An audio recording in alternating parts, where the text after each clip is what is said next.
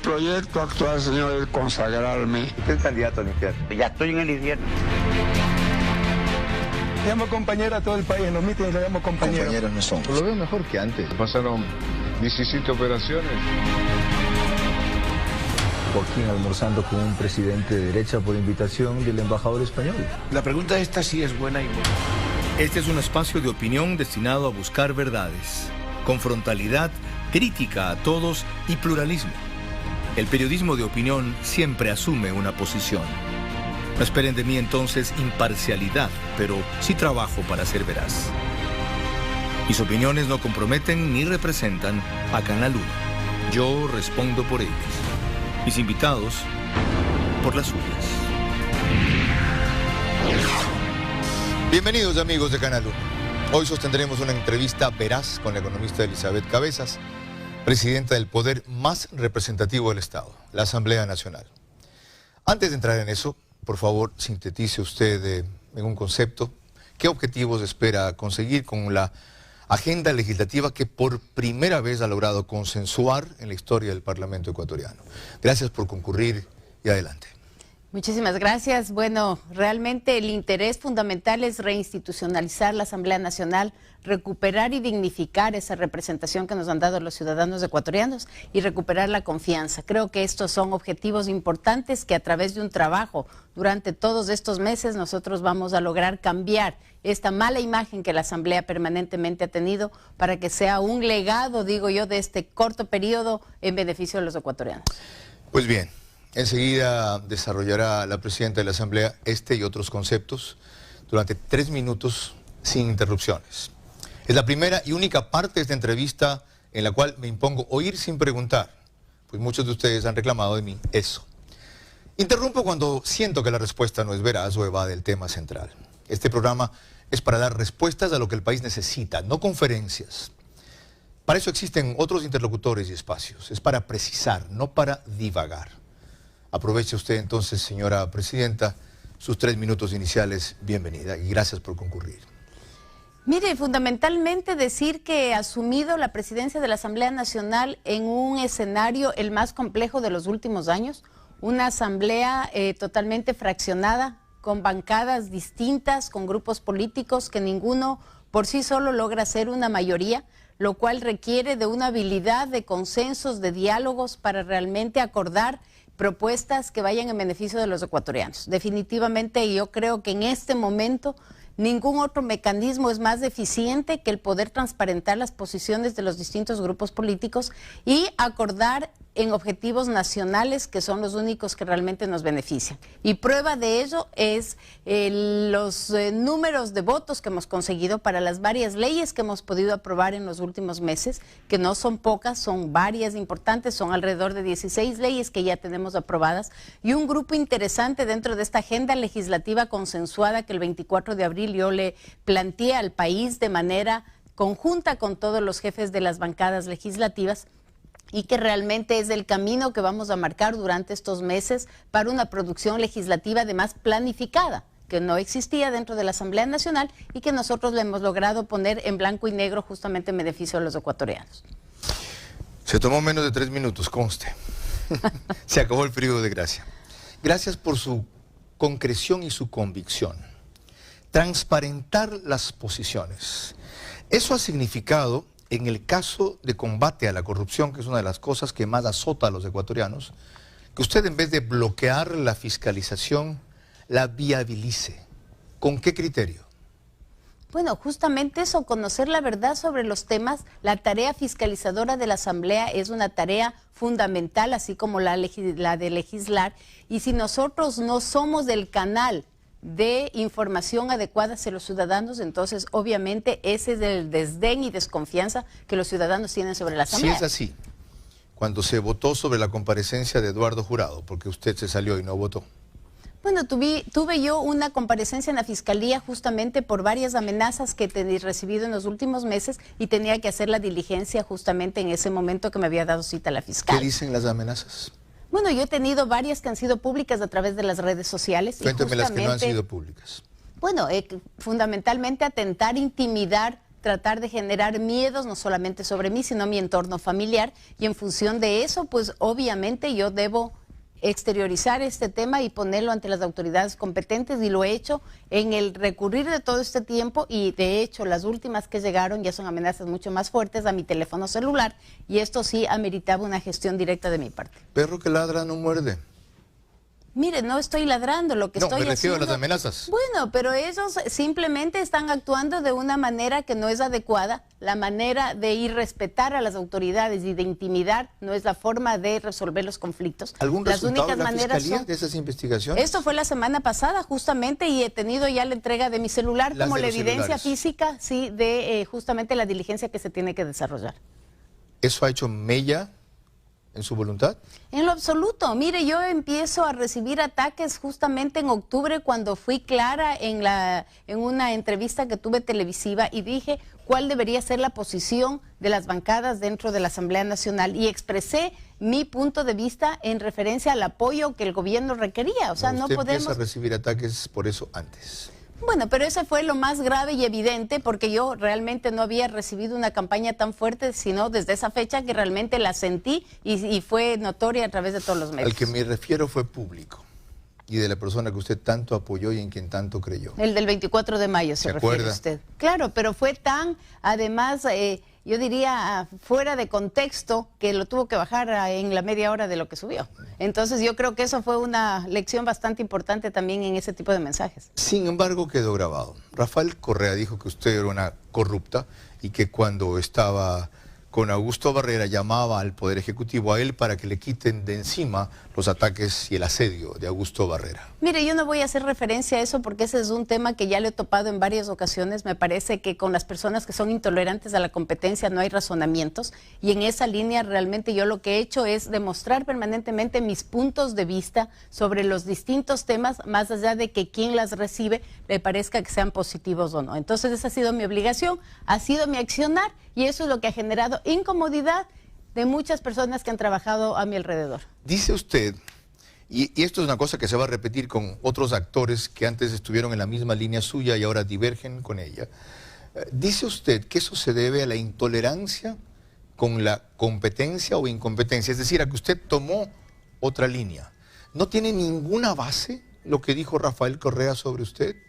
Mire, yo no sé lo que habrán dicho de mí, ¿no es cierto? Lo que refería en ese Pero tweet. obviamente si es que hubiese alguna base, habría alguna gestión y algún tema en la Fiscalía, porque así se tiene que obrar. Y de hecho yo no tengo ningún tipo de investigación, ni siquiera en los entes judiciales, y tampoco tengo informes de Contraloría que denoten que mi gestión como concejala de Quito haya tenido algún tipo de cuestionamiento. Sí sabe que si no lo tienen, se lo inventan, ¿no? Bueno, pero no, ha sido tan transparente el tema que todavía no se han logrado inventar, y yo creo que ya es bastante tardío para que lo hagan. Debieron haberlo hecho de manera inmediata y no 7, 8 años después. Ya, hubo una referencia reciente, con una insinuación velada pero clara, de una asambleísta que fue destituida. ¿La recuerda? Sofía Espín, tal vez. No, la otra. Norma Vallejo. ¿Se acuerda qué dijo? Bueno, ha dicho varias cosas, no sé a cuál se refiere Ya. exactamente. Me refiero específicamente a esto. Esto fue lo que dijo Norma Vallejo al ser destituida en una conferencia de prensa que dio sobre el tema.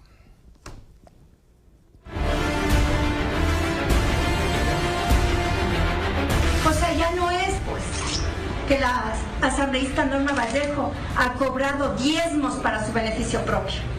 Ahora ya no es eso. Ahora resulta que por gestionar cargos públicos. En el Pleno se resolverá mi denuncia con votos, y si permiten que se destituya, será solo para cubrir otras cabezas, y el momento necesario lo voy a aprobar. Ratifico lo que dije en el Pleno cuando se conformaba la comisión. Tengo pruebas de las presiones y de que supuestamente se vendió mi cabeza para cubrir otras. ¿Te parece casual eso de para cubrir otras cabezas de la forma en que lo dijo esta señora? No creo que haga alusión a mi apellido. Creo que el tema de cabezas se puede referir a las distintas personas que están en la Asamblea Nacional. Bajo ningún punto de vista han habido presiones Y creo que los hechos hablan más que las palabras, o sea, han sido hechos elocuentes, han sido hechos conocidos y que la ciudadanía en general también ha juzgado y ha conocido los mismos. En las dos que hubo pruebas, el proceso se siguió. ¿Por qué usted al principio pensaba que no había causales para destituirlas por lo que se conoció y después más bien se adhirió a esa destitución? Yo jamás he dicho que no habían causales, yo he sido la primera en expresar la necesidad de transparentar las posiciones y el momento en que se dieron las denuncias en el CAL, nosotros hemos procedido de acuerdo a lo que establece la Ley Orgánica de la Función Legislativa. Lo que yo sí hice un comentario, y tal vez usted se refiere a eso, es cuando se referían a que estos temas de los diezmos era generalizado, y yo he pedido y dije claramente que había que puntualizar. ¿Por qué? Porque la Asamblea está conformada de 137 asambleístas y no se puede generalizar y no se puede tildar con los mismos adjetivizaciones a todos quienes están en la Asamblea. Ha dicho Fabricio Villamar que existen 23 casos. Mire, yo estoy haciendo seguimiento de los temas, conozco de parte de la Fiscalía, porque hicimos una comisión especializada para este tema, conformamos por Procuraduría, Fiscalía y nosotros, justamente para saber cómo avanzaban. Hay 11 casos registrados en la Fiscalía, los cuales están tomando además procedimientos. Recuerde usted también que yo fui quien por primera ocasión me acerqué a la Fiscalía Nacional a dejar todos los documentos y todos los impresos de los Facebook y de los Twitters que hacían referencia a estos casos de los diezmos y solicité que de oficio actúe la Fiscalía. ¿Por qué en esos 11 casos no se ha procedido con los otros dos? Porque hay un procedimiento dentro de la ley orgánica que dice que solamente se establecen estos procedimientos que se establecieron para las dos asambleístas destituidas cuando un asambleísta presenta ante el CAL debidamente suscrita la denuncia con todas las argumentaciones y los documentos de respaldo. Fabricio Y en Villamar, este caso solo otro? se han presentado 2 casos que son los que ya se han tramitado, los otros no han sido exteriorizados hacia el CAL. ¿Y si se exteriorizan?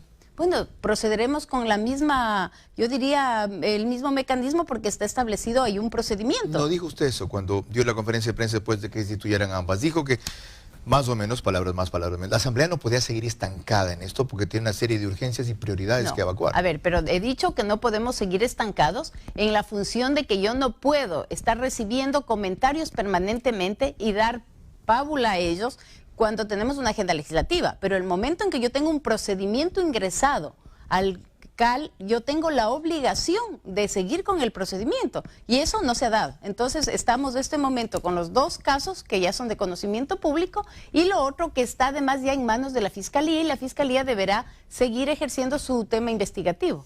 Estamos de corrupción y ese es el primer capítulo que he iniciado porque la presidenta de la Asamblea dijo que uno de sus propósitos era transparentar su accionar, levantar su imagen y dejar como legado una asamblea institucionalizada. Pero haga un paréntesis, no es levantar su imagen, no es la mía, es la imagen de la institución de la Asamblea. Levantar, corrijo, tiene razón, levantar la imagen de la Asamblea, no la de ella.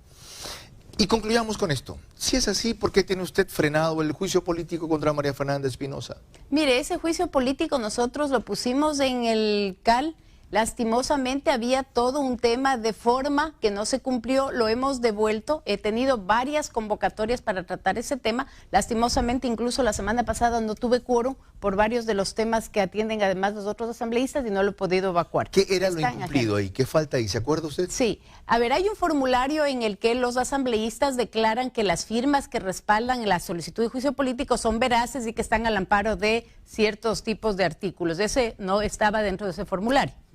Por lo tanto, un tema de forma obligó a que el CAL devuelva este tema para que sean recolectadas estas firmas y se lo hizo. Efectivamente, ahora ya el trámite está en el CAL y nosotros tendremos que atenderlo. ¿Qué sentido, en cambio, tiene recurrir a enjuiciar políticamente a funcionarios como el procurador, cuya gestión ya ha sido evaluada, tanto que fue destituida por el CPCCS? La Asamblea debe, para ponerlo en términos políticos y coloquiales, patear a un muerto. Mire, yo creo que hay temas que tienen que ser clarificados ante los ciudadanos. Y les recuerdo algo, yo fui la primera que pidió la comparecencia del señor ex procurador del Estado, justamente cuando era asambleísta, no cuando era presidenta de la Asamblea Nacional, y ese fue un tema que se mantuvo también en carpeta durante muchos meses. Por eso se lo pregunto. ¿Por qué? Se esperó. ¿Por qué pidió usted eso? ¿Qué sabe de él? No sé nada sino lo que fue público. El señor no acudió oportunamente a una audiencia del vicepresidente que ahora está preso y eso obviamente impidió una acción dentro del Poder Judicial que no se cumplió. Entonces me parece que hubo un incumplimiento de sus funciones. Al menos abonar con mayor información para la resolución del caso. ¿De qué caso? Al menos del caso que era juzgado el vicepresidente, por el cual ahora está cumpliendo una sanción. Del de Jorge Glass. Del de Jorge Glass. Pero con una implicación mucho más grande que aquella por la cual lo han procesado. Que es sí, pero más ilícita. allá del tema que él podría haber informado, aquí al menos hay un incumplimiento de su función. Un caso tan relevante en el que por primera vez hay un vicepresidente enjuiciado, no tiene justificación alguna que un procurador que debía haber hecho la acusación por parte del Estado no llegue a esa audiencia. O sea, ¿usted quiere a Jorge Glass preso más tiempo? No, yo lo que quiero es que las instituciones y las personas que hacen esas instituciones cumplan con su rol y con su cabalidad. Impulsando una posición que va a condenar más a quien fue su compañero? No estoy impulsando ninguna posición, Claro. Estoy exigiendo que quienes tienen información y tienen que cumplir un rol, tienen que hacerlo oportunamente. Si esa información abona para que el caso se esclarezca o genera otro tipo de acusaciones, eso ya no es un tema mío, es un tema de la justicia. ¿Por qué no hace lo mismo respecto a quienes tienen información y obligaciones sobre Rafael Correa?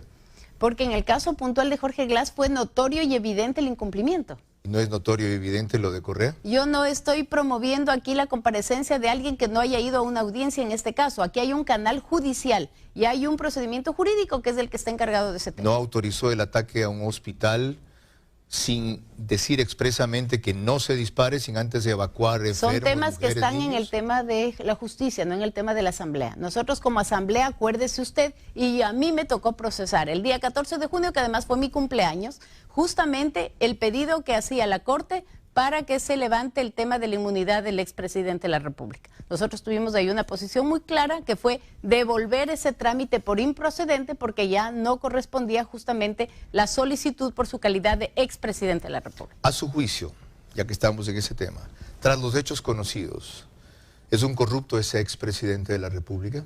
Mire, yo no voy a hacer acusaciones hasta que la justicia... Le he pedido su opinión. Ya, mi opinión es que hay un mecanismo de justicia que es la que debe calificar. No voy a caer en las acusaciones que han hecho de mí y de un montón de otras personas que estamos en ámbitos políticos, de querer tildar a las personas de corruptos o no, el momento en que uno todavía ni siquiera ha tenido opción a expresar sus opiniones. Usted ha hecho una propuesta concreta para combatir la corrupción, un proyecto de ley que tiene que ver con la posibilidad de incautar o de traer capitales de sujetos cuestionados. ¿Cuál es el meollo de esa propuesta? A ver, hay varios temas importantes. El 24 de mayo yo justamente pronuncié en mi discurso la iniciativa de hacer una ley de recuperación de capitales, la misma que la concreté meses después cuando la envié ya al CAL y a este momento está en primer debate en la Comisión de Participación Ciudadana. Esta es una ley distinta a las leyes que se escuchan de a la de extinción de dominio, porque es una ley que no tiene un tema procesal, es una ley que lo que busca es fomentar la participación ciudadana, generar cuerpos, élites o equipos técnicos especializados que nosotros hemos llamado para que puedan hacer la identificación de estos capitales, no solamente fuera, localmente. El tema de testaferros es muy común y eso identifica fácilmente por dónde se desviaron los recursos. No hay legislación ya para eso. El testaferrismo es un delito, sí, el enriquecimiento ilícito también. A ver, pero el tema que yo le estoy explicando claramente es no es un tema en el ámbito judicial, esto es prejudicial. Es decir, usted ubica estos equipos identifican casos puntuales, investigan y una vez que tengan toda la información se puede judicializar.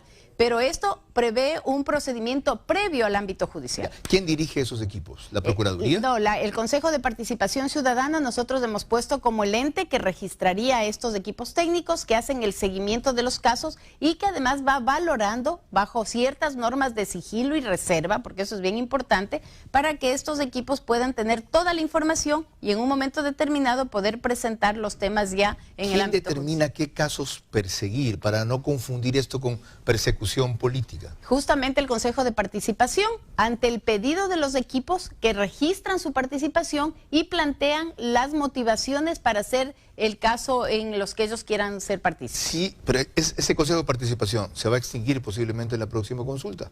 Bueno, yo lo estoy poniendo como una opción y esto de la desaparición del Consejo de Participación acaba de salir después. Alguien asumirá ciertos roles del Consejo de Participación y ahí analizaremos cómo Ya lo que tocamos manejamos. ese punto, ¿es partidaria que se mantenga? o de que se extinga el Consejo de Participación? A ver, yo dije ya en algunas ocasiones anteriores, a mí me parece que el rol del Consejo de Participación tiene que ser redefinido, pero de concepto, el tener un Consejo de Participación no es malo. Tenía una línea muy fuerte de participación ciudadana y de lucha contra la corrupción. Si es que hacen bien esas dos tareas, yo creo que justifica su existencia. Pero si va a servir de un ente como ya sirvió, netamente político, que no haga absolutamente nada, entonces no tiene sentido que exista. Ya basta de corrupción. Vamos a hablar, tras esta primera pausa, de legislación. El otro ámbito de las responsabilidades que lidera la señora presidenta de la Asamblea, quien asiste por primera vez a un diálogo veraz a través de Canal.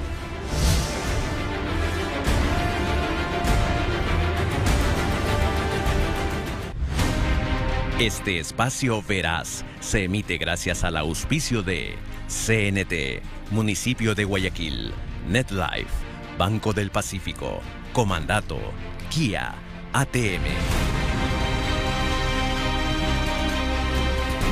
En el programa anterior de Veraz, con la participación de la ministra María Paula Romo, según mediciones de Golden, las redes sociales comentaron positivamente su intervención en un 72.3%, en forma neutral en un 2.5% y negativamente en el 25.2%. La entrevista a la economista Elizabeth Cabezas, presidenta de la Asamblea Nacional, fue grabada el jueves 22 de noviembre porque viajaba a Washington este sábado 1 de diciembre. Eso explica que no se incluyan algunos temas de coyuntura.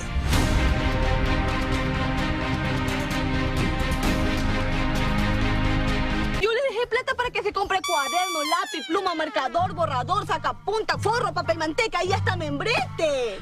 Comadre, ¿pero cuánto le dejó? $2.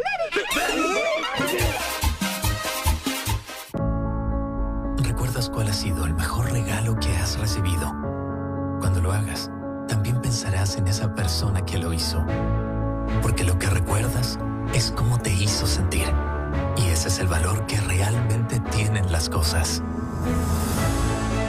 En esta época de reflexión, recuerda lo que cuenta. Porque lo que de verdad importa viene sin envoltura.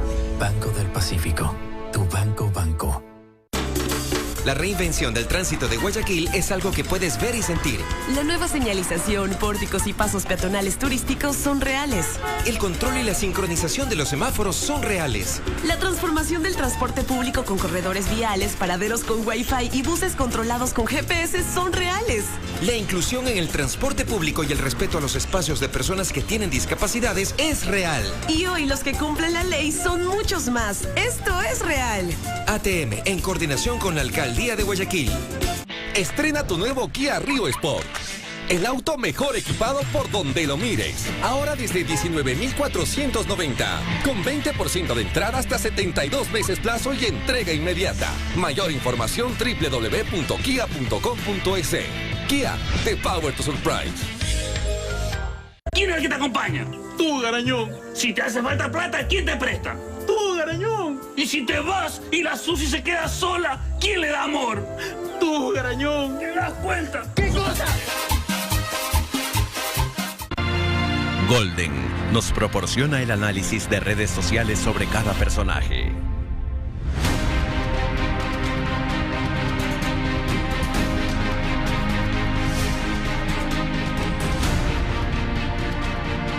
Nos acompaña la presidenta de la Asamblea, el poder más representativo del Ecuador. Tiene 55 años, 30 de matrimonio, 2 hijos con Javier Vaca.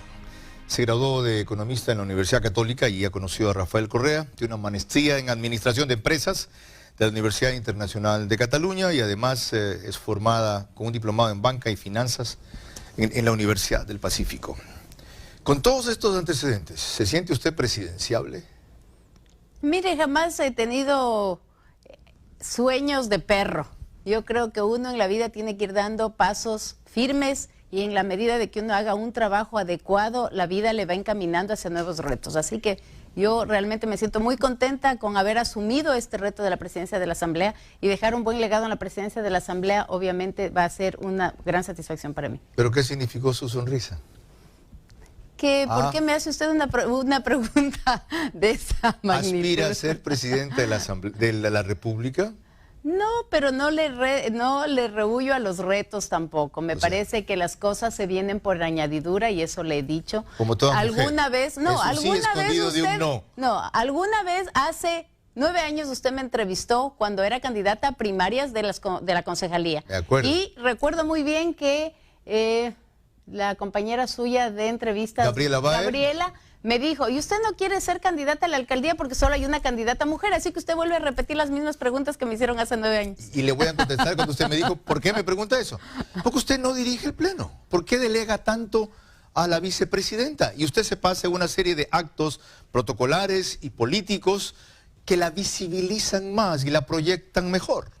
Mire, el tema de la Asamblea es una combinación entre la dirección del Pleno y el cumplimiento también de las otras tareas y responsabilidades. Justamente el día de ayer yo tuve que atender al grupo de taxistas que fue a dejar la reforma de la Ley de Tránsito y Transporte. Atendí a un grupo de estudiantes universitarios que fueron a dejar sus quejas sobre la reforma presupuestaria y la reducción del tema del presupuesto de educación. ¿Y eso no lo puede delegar algún asambleísta? ¿No lo puede manejar cada comisión? Usualmente los grupos quieren y aspiran a ser recibidos por la presidenta de la Asamblea Nacional. Y dentro del Pleno, obviamente, tenemos la posibilidad de delegar y creo que qué mejor poder confiar en alguien para que asuma la presidencia de la Asamblea Nacional. Viviana Bonilla lo hace muy bien. Sí, lo hace bien, Conoce yo creo que es una mujer seria. Legislativo. Sí, yo no tengo ningún problema de así dejárselo permanentemente y además creo que eso abona en la confianza que uno tiene que dejar y generar. Ojo que usted lo dijo, dejárselo permanentemente, no tengo ningún problema. No permanentemente, pero sí le dejo constantemente, o sea, las veces que me tenga que ausentar. No pregunté por gusto, ¿ya? Y para que conozcan mejor a esta señora, aquí está una breve semblanza de su trayectoria y últimas actuaciones. Fíjese que yo no actúo por el hígado, yo actúo por razonamientos. ¿Todavía? Sí, todavía. Y espero que así sea. No, ¿cómo se llama? Marcela Guiñaga sacó lo mejor de su hígado.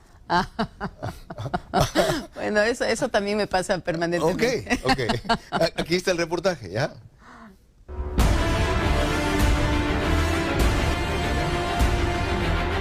Elizabeth Cabezas Guerrero, 17 años en la política y 30 años en el sector privado. Riobambeña, graduada de economista en la Universidad Santiago de Guayaquil, máster en administración de empresas, concejal de Quito, ministra de Coordinación de Desarrollo Social, asesora del expresidente Rafael Correa y subsecretaria de despacho del ex vicepresidente Jorge Glass. Casada, 2 hijos. Sostiene que la corrupción ha impedido el desarrollo y bienestar de los ciudadanos. Elizabeth Cabezas Guerrero, presidente de la Asamblea Nacional, asumió su designación como un compromiso hacia el futuro, el impulso económico, la creación y reforma de leyes. Al posesionarse, se refirió a la corrupción y a la necesidad de avanzar, recuperar la fe, la esperanza y el optimismo robados al Ecuador. El país sigue a la expectativa y ansía que se enfrenten los graves hechos de corrupción denunciados en los últimos tiempos. El país espera más resultados y menos discursos. Quiere transparencia, quiere tolerancia. Después de 8 meses de gestión frente a la presidencia de la Asamblea Nacional, varios actores políticos analizan su gestión y sus proyecciones. El primero en hacerlo fue su ex asesorado a través de Twitter. Un asambleísta, un ex asambleísta y una periodista le evalúan en otros términos.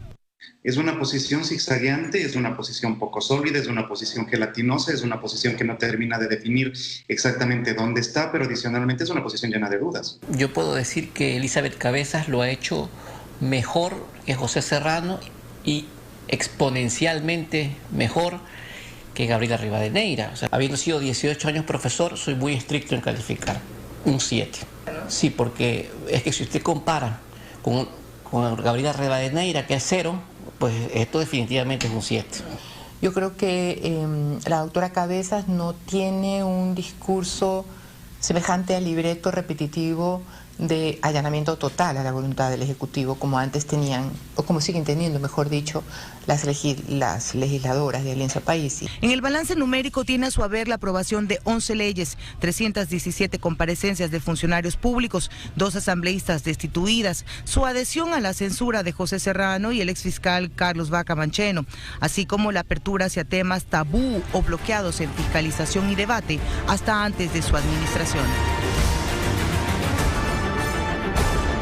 Bien, ahora se ubican ya mejor respecto a con quién estamos, y ya mientras veía esa reseña de María Fernanda Perrone, quien se incorpora este diálogo veraz, quería hacer algunas precisiones. La primera dijo que era encargada de...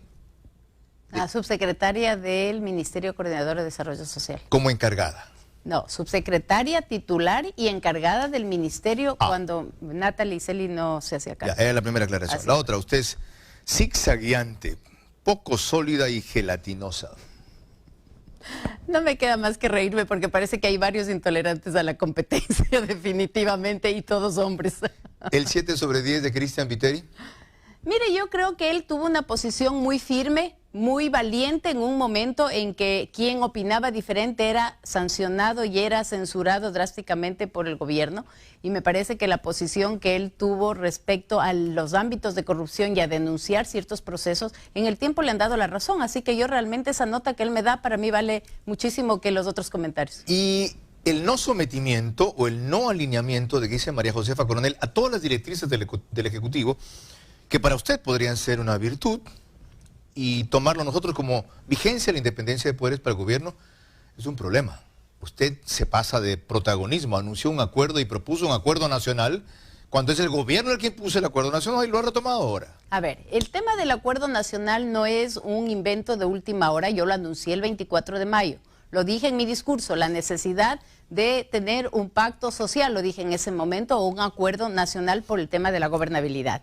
Y es un tema que no debería tener patentes exclusivas de nadie. Creo que este es un tema en el que todos los ecuatorianos debemos sumarnos para lograr los objetivos. Si en un acuerdo nacional estamos pensando que hay un gerente propietario, entonces estamos destruyendo el acuerdo. ¿Lo consultó con el Ejecutivo? Por supuesto, yo lo conversé, no lo consulté, lo compartí con el Ejecutivo. ¿Con quién del Ejecutivo? Con varios, y aquí no voy a dar nombres porque fueron varios, fue Semplades, fue el secretario particular, fue la política, fueron algunos. ¿Con el presidente? Con el presidente le comenté y acordamos una agenda con él y una fecha para la presentación de este tema en función de sus compromisos. Lastimosamente luego pues hubieron otros temas que le impidieron que la asista. Si no me equivoco, en la agenda decía 8 de noviembre en un lanzamiento con 35.000 personas en el Estadio Olímpico Atahualpa. No, el mío no. ¿El suyo no? No. Yo, perdóneme, yo armé un acuerdo con alrededor de 300 personas representativas de los sectores productivos y de los sectores sociales. Lo hicimos en la Universidad Simón Bolívar, en un auditorio que todo el mundo lo conoce, y en ese foro lo que hicimos es establecer mesas que fueron debatiendo varios temas, los cuales estamos trabajándolos para hacer la presentación de un documento final. Ok, claro, lo que citaba entonces era una idea del Ejecutivo, que está más propenso al espectáculo que a la eficiencia. Ojo con eso. Tuvimos suficiente de aquello. ¿Cuáles son los objetivos principales de su modelo de acuerdo? Bueno, nosotros tenemos fundamentalmente 3 líneas de trabajo que estamos planteando dentro del acuerdo. Una está referida a todo el tema de productividad, empleo y desarrollo, que es uno de los temas además que más demandan los ciudadanos, del tema de incremento de plazas de empleo, cómo mejorar la competitividad en el país, cómo mejorar los temas de producción de las empresas. El segundo es el que tiene que ver con sociedad y democracia, que tiene que ver fundamentalmente con el tema de bienestar de los ecuatorianos, el tema de educación, el tema de salud, el tema de bienestar en términos generales de servicios, y el tercero que tiene que ver con seguridad, soberanía y defensa. En esos 3 ámbitos, además, y esto pongo en contexto para que los ecuatorianos conozcan, yo presenté la agenda legislativa el 24 de abril. O sea, no es un tema que no tiene ninguna hilación con la labor que nosotros venimos desarrollando como asamblea. Y en esos 3 ámbitos lo que estamos ahora es construyendo propuestas concretas que van a ser entregadas al Ejecutivo desde la Asamblea Nacional, concatenadas además con las leyes que estamos nosotros trabajando en las distintas mesas. ¿Ustedes esperan quedarse 20 años en el poder? En lo absoluto, yo lo que espero... es un programa de gobierno. Mire, si es que esto trasciende, si mis iniciativas como Asamblea Nacional de esta época trascienden en el tiempo, hemos hecho un excelente trabajo. Trascienden en el tiempo, pero todo lo que usted acaba de enumerar. O sea, un acuerdo nacional, ¿por qué no sobre 5 puntos? Por ejemplo, haga grosso modo, todo lo que tenga que ver con disminuir la pobreza, todo lo que tenga que ver con generar empleo, todo lo que tenga que ver con respeto de derechos humanos, es que son solo 5 puntos, todo lo que tenga que ver con instauración de una democracia plena y todo lo que tenga que ver con atracción de inversión. Mire, están contemplados en esos 3 sectores, están contemplados dentro de los 3 sectores puntos específicos que nosotros ahora no le voy a decir en qué van a terminar, correcto, porque los estamos trabajando. Priorizaremos con todos los grupos participantes en esas mesas y con ellos trabajaremos ciertos temas con prioridad. Okay. ¿Qué leyes a usted, porque estamos en la etapa del bloque sobre para la legislación, qué leyes ha impulsado coherente con su propuesta? Bueno, varias. Fíjese que nosotros tenemos aquí un listado importante, yo le voy a decir alguna de esas. Para el tema de productividad, hemos aprobado hace poco la Ley de Eficiencia de Trámites. Estamos debatiendo el Código de Comercio, que no se lo ha debatido desde hace 76 años. Estamos trabajando en este momento en las leyes fundamentalmente de combate a la corrupción y de recuperación de capitales.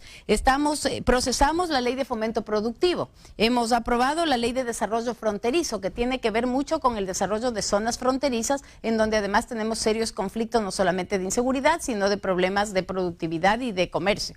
Entonces, hay varios en esos ámbitos, y tenemos, por ejemplo, en el tema social también, otras importantes, la reforma de la Ley de Seguridad Social, del Seguro Social Campesino, la ley de la educación superior, estamos tramitando la Ley Orgánica de Educación Intercultural en la Comisión de Educación, y en la tercera mesa, por nombrarle pocas, es el Código de Seguridad, que es un código que va a reformar toda la visión de seguridad dentro del país. Suena chévere, ¿no? No es cierto, no solo suena, es cierto, es chévere. Y lo digo irónicamente, ¿por qué si todo eso se ha legislado no se sienten los defectos en el país? Mire, porque solamente la ley no va a cambiar los temas de producción, no va a dinamizar la economía, no va a mejorar los niveles de empleo. Se requiere que junto con la ley se den acciones importantes también ya desde el ámbito de la ejecución, pero creo que nuestra responsabilidad como asamblea es justamente mandar... ¿Acciones como qué?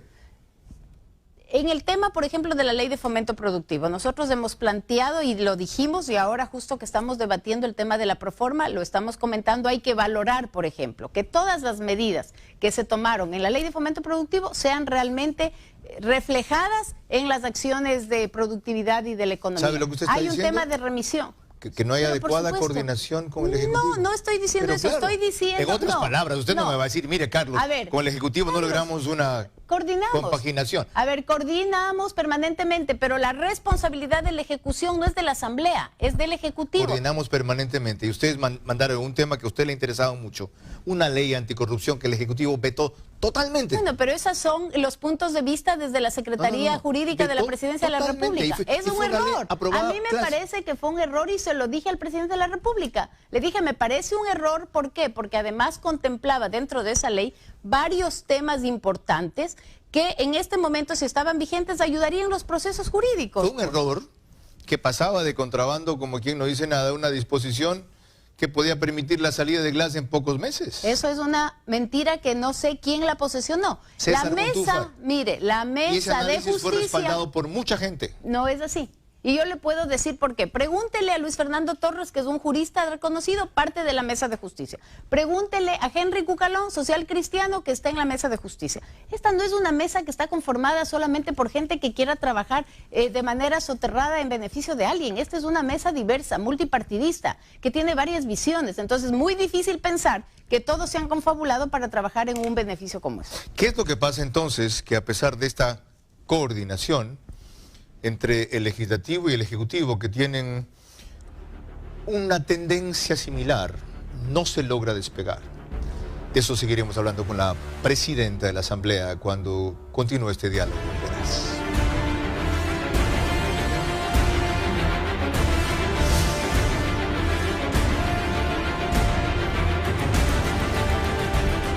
La amo, la respeto y le soy fiel a mi Susi. Así como ella me ama, me respeta y me es fiel.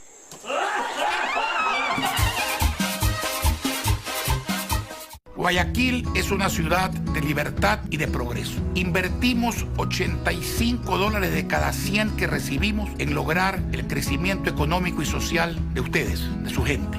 Luchamos para combatir la violencia contra la mujer, pero falta. Tenemos que acabar con las agresiones y el femicidio. Sí, tenemos que acabar con esa lacra y tenemos que hacerlo juntos. Todo noviembre tu bono Suzuki o nada. En Comandato recibe un bono de descuento desde $300 hasta $1,000 en tu moto Suzuki. El bono varía dependiendo del modelo de moto que elijas. Solicita ya tu crédito directo. En Comandato estamos aquí para ti. Mira, es la chica que te gusta. Dale like, invítala. Dale, que el tiempo pasa. ¿Cómo puedes vivir a esa velocidad? ¿No tienes internet por fibra óptica o qué? ¡Pero qué lentitud! ¿De qué? ¡Ey, ey! ¿Quieres ir rápido? ¿Qué esperas para cambiarte a NetLife? El internet de ultra alta velocidad por fibra óptica directo hasta tu hogar. Aprovecha nuestros planes desde 40% de descuento. ¡No te limites! ¡Vive a la velocidad de NetLife! Desde que empieza, la vida es una expresión. Expresamos sentimientos, gustos, ideologías. La expresión nos une. Es hermosa, pero sobre todo, es libre. Podré no estar de acuerdo con lo que dices, pero defenderé hasta la muerte tu derecho a decirlo, para que puedas ver lo que quieras ver, oír lo que quieras oír, leer lo que quieras leer y expresar lo que quieras expresar. Un mensaje de los principales medios de comunicación de la OTI, Iberoamérica y el mundo. OTI, la voz libre de la expresión iberoamericana, con la adhesión de los principales gremios de comunicación del Ecuador. No existe en el mundo una sola persona a la que le guste más la plata en efectivo que a un hombre de la izquierda. Atuendo de Carlos Vera, por asesoría de BH Group.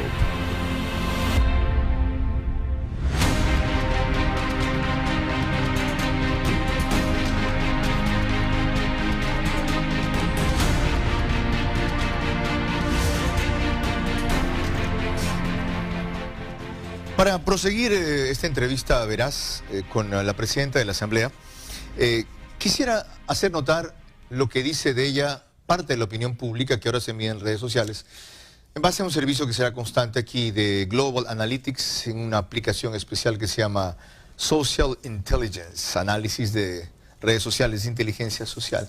Y me llama mucho la atención ver que el sentimiento respecto a la presidenta de la Asamblea es 53% positivo, según esta medición de redes sociales. Lo ven ustedes en la parte inferior derecha. 16.4% neutral y 30.6% negativo. ¿Qué le dice esto a usted? Es poco activo en redes sociales usted. Bueno, nosotros hemos tomado acciones ya para activarnos. Las redes sociales no necesariamente es el reflejo de la opinión del 100% de ecuatorianos, correcto, pero sí estamos claros de que vienen y denotan una opinión que hay que tenerla muy en cuenta. Sin embargo, en tema de redes sociales usted debe tener clarísimo, Carlos, de que hay una fuerte campaña de desestabilización, no solamente de la Asamblea Nacional, sino de muchas instancias del Estado. Hay una fuerte campaña de desestabilización. Es clarísimo. ¿Qué es desestabilización? Primero, conflictuarnos a todos los poderes. Segundo, cuestionar de manera permanente las acciones que estamos realizando e incluso poner en tela de duda la credibilidad de quienes somos cabezas institucionales. ¿Y eso le coge de nuevo? En este caso, mire, es una mala práctica que ahora yo la siento en carne propia, obviamente, y que sobre ello tenemos que tomar acciones. Pero por lo que veo en este primer indicador no le ha afectado. Bueno, no me ha ido tan mal para que usted vea que de todas maneras las acciones positivas que estamos haciendo en la Asamblea también tienen repercusión. Y sobre ello tenemos que tomar acción. Cuidado se les ocurre la tentación de meter dentro de la ley de comunicación las restricciones de Internet y a las redes sociales. Bueno, eso no está planteado, pero lo que sí le debo decir, y eso lo comento incluso como ciudadana y lo hemos comentado con muchísimas otras personas, en el tema de redes sociales hay demasiada libertad para acusar y para decir cosas sin ningún tipo de fundamento. ¿Y qué importa cuando no es cierto? Bueno, ¿Es usted lo que me dijeron a mí 10 años? Sí, pero también generan una campaña de acusaciones y de descalificaciones que en un momento determinado uno tiene que salir a hacer aclaraciones que no son necesarias. Ya es tiempo de no hablar en tercera persona, pero si usted es una autoridad tan alta del Estado y fue con una denuncia concreta a la Fiscalía, generan una campaña. Hay una campaña. ¿De quiénes?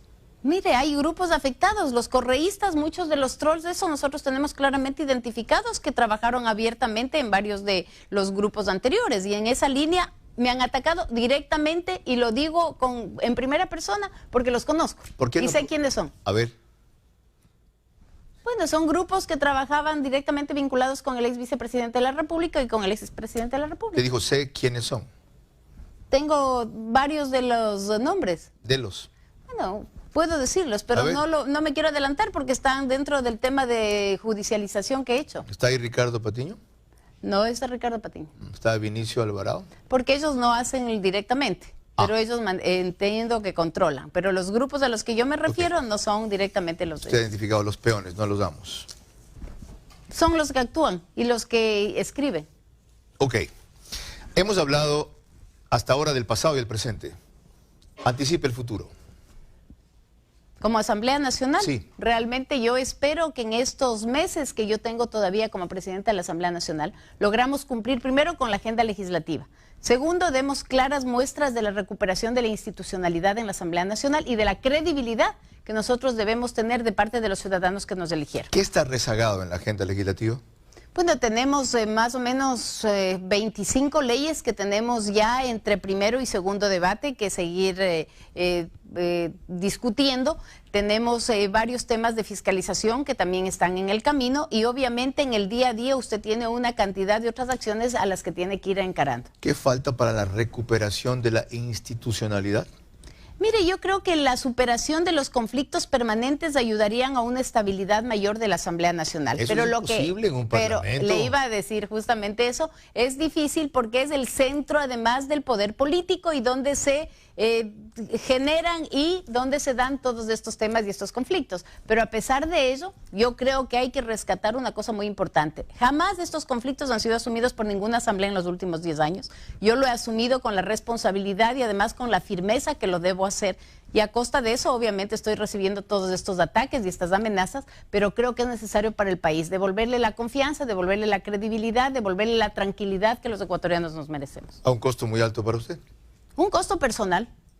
¿Por qué no incluye ahí el rearmar una mayoría más estable conforme a los objetivos de esa agenda legislativa que usted ha vuelto a compactar en el Acuerdo Nacional?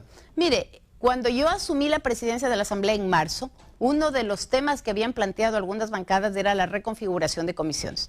Yo decidí que no era el momento oportuno, porque eso hubiera dado además pábula simplemente a que se estaba negociando con las distintas bancadas mi posición como presidenta de la Asamblea Nacional, un tema que obviamente no era y ni de lejos las circunstancias que en ese momento se habían dado. Es la esencia de un parlamento, los términos y los temas que se negocian. Pero además, legalmente la ley contempla de que las renovaciones de comisiones y de autoridades se dan cada 2 años. Entonces, esto está previsto para mayo del 2019 y en función justamente de la nueva configuración de las bancadas, entonces se deberá justamente analizar esta conformación. Dejó Elizabeth Cabezas, presidenta de la Asamblea, una serie de cabos sueltos que vamos a atar en la parte final de esta entrevista veraz. Uno, les anticipo cuál es. Hay una campaña de desestabilización. Esto no puede quedarse allí. Con eso volvemos.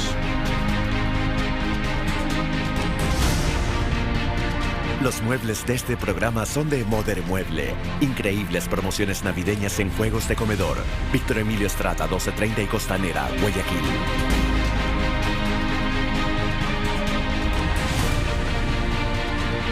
Yo le dejé plata para que se compre cuaderno, lápiz, pluma, marcador, borrador, sacapunta, forro, papel manteca y hasta membrete. Comadre, ¿pero cuánto le dejó? $2. La reinvención del tránsito de Guayaquil es algo que puedes ver y sentir. La nueva señalización, pórticos y pasos peatonales turísticos son reales. El control y la sincronización de los semáforos son reales. La transformación del transporte público con corredores viales, paraderos con Wi-Fi y buses controlados con GPS son reales. La inclusión en el transporte público y el respeto a los espacios de personas que tienen discapacidades es real. Y hoy los que cumplen la ley son muchos más. Esto es real. ATM, en coordinación con la Alcaldía de Guayaquil. Estrena tu nuevo Kia Picanto. El auto que necesitas al precio que quieres. Ahora desde 12.990. Con 20% de entrada hasta 72 meses plazo. Mayor información www.kia.com.es. Kia, the power to surprise.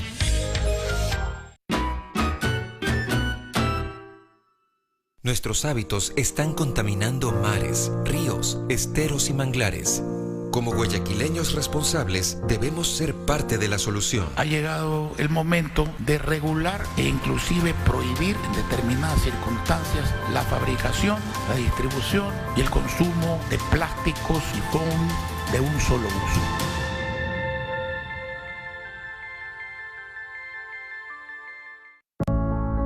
¿Recuerdas cuál ha sido el mejor regalo que has recibido? Cuando lo hagas, también pensarás en esa persona que lo hizo. Porque lo que recuerdas es cómo te hizo sentir. Y ese es el valor que realmente tienen las cosas. En esta época de reflexión, recuerda lo que cuenta. Porque lo que de verdad importa viene sin envoltura. Banco del Pacífico, tu banco. ¡Oh, porque le falta el respeto! ¿Cómo fue que le dijo? ¡Vieja loca! ¡Es que me busca un marido! ¡Ay, Diosito! Bueno, lo primero no lo comparto. Lo segundo, estoy a las órdenes. Usamos televisores LG OLED de Comandato.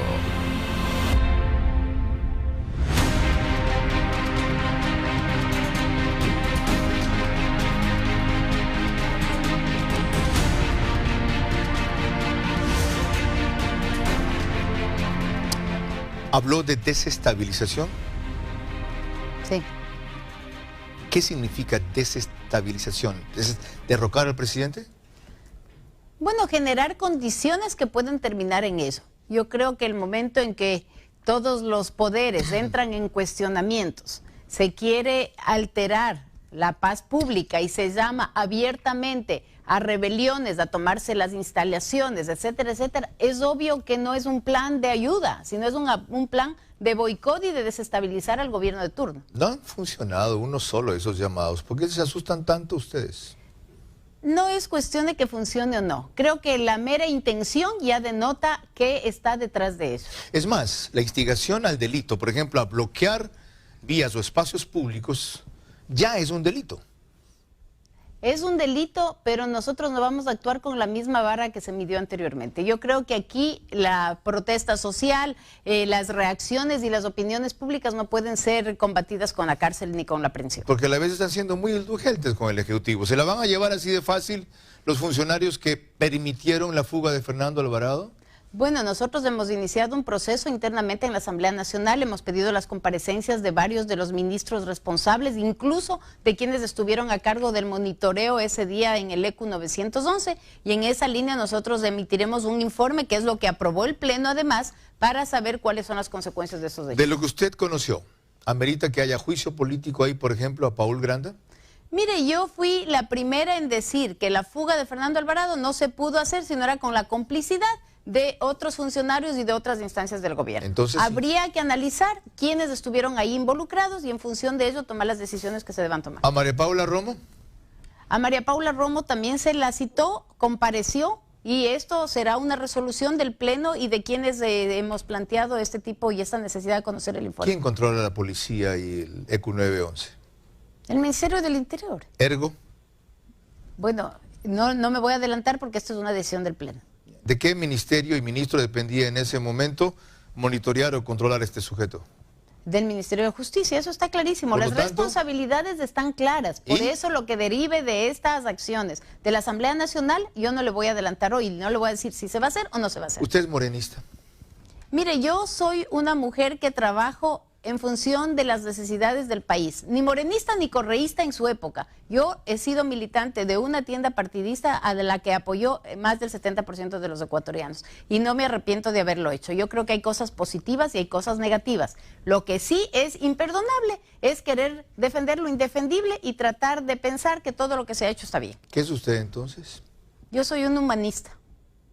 ¿Y el socialismo tiene espacio para el humanismo? Pero por supuesto. Si la base del humanismo es del ser humano y el socialismo busca el bienestar de los seres humanos. ¿Cuál socialismo?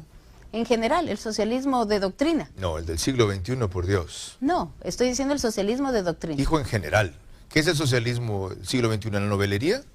El socialismo del siglo XXI fue un nombre y un apellido que se quiso dar a una tienda de acción política en varios países de Latinoamérica. ¿Puede ser algún momento una opción la muerte cruzada? Creo que es una opción que muchos la ven como una alternativa justamente de la desestabilización de la que yo le he dicho. ¿Por qué? Porque se ha generado alrededor de la Asamblea Nacional varios comentarios. Se ha tratado de hacer varios escándalos, se ha tratado de meternos en una olla de grillos a todos los 137 asambleístas y esto obviamente podría haber generado en un momento determinado una muerte cruzada. Alternativa que el presidente de la República además no la comulga porque yo he hablado con él y le he consultado personalmente. Ha trascendido cuestión diferente, que él no descarta esa posibilidad, aunque no hay una declaración expresa pública de él, pero sí hay otra, en broma y en serio, de que está harto de esta cuestión. Mire, yo he hablado con él, hago caso de lo que conversamos permanentemente. No es el mejor momento tampoco para el presidente de la República para tomar esa decisión, y eso él lo sabe como político que es. Entonces yo no creo que van a tomar una medida y una acción que puede ser realmente suicida. No para el momento de la Asamblea ni del Ejecutivo, sino para el país. El país no necesita desestabilizaciones, necesita trabajar en función de objetivos claros y en un ambiente de calma y de paz. Para los ecuatorianos esa no es una alternativa. Quien crea que puede cosechar del caos está totalmente equivocado. ¿Por qué no entienden ustedes, usted, el Ejecutivo, los que están en funciones transitorias de los poderes y de las funciones, que han sido nominados para un periodo de transición, aunque dure 4 años como todos los periodos gubernamentales, que no es común, que nos está sacando de una dictadura y nos pretende llevar hacia lo que usted decía, que es una institucionalización democrática, y actúan como si fuera para toda la vida, como si fueran a quedarse todo el tiempo? Esa afirmación no sé a quién se refiere, no es conmigo. No se da por aludida. No me doy por aludida en lo absoluto. Yo tengo la claridad de que fui electa además como asambleísta, que el destino y las circunstancias en la Asamblea Nacional me han ubicado en la presidencia de la Asamblea y que tengo que asumir este reto con la responsabilidad y con la firmeza que este reto lo requiere. Y que en 4 años me tengo que ir a mi casa. Mire, yo no he vivido de la política ni aferrada a ninguno de los cargos. ¿En 2 y medio? Bueno, en 2. Mi periodo es de 4 años, eso quise decir. En el 2021 me tengo que ir a la casa. Y no me si diga los que entonces ciudadanos... usted se jubila de la política. No, si los ciudadanos me apoyan para seguir un nuevo periodo en la Asamblea, yo feliz lo haré. Si es que tengo en el camino otros retos que asumir, los voy a asumir. De eso sí no tenga la menor duda. Gracias, señora presidenta de la Asamblea. Hasta aquí sus opiniones y definiciones en este espacio veraz. La mía es que la economista Elizabeth Cabezas ha demostrado más valentía, talento, tino y conocimiento, muñeca como se dice, del que se esperaba frente a la conducción de la Asamblea, pero no es suficiente para lo que se necesita y ella misma acaba de esbozar. Acelerar legislación que facilite salida de la crisis, profundizar en fiscalización de los casos más graves, aportar un acuerdo nacional tan mínimo como útil y en función de eso, solo de eso, rearmar una mayoría estable para que este periodo de transición siente las bases de una verdadera democracia y no el retorno de un nefasto populismo. Ahora, reconozcamos que semejante reto no depende solo de ella, sino de cómo ustedes se activen para presionar a los factores y actores que la frenan o la desvían. Construir una verdadera democracia requiere de ustedes y de que no solo se pasen reclamando, sino actuando. Para eso tendremos cada sábado un encuentro veraz. Gracias por acompañarnos en este. Hasta el próximo.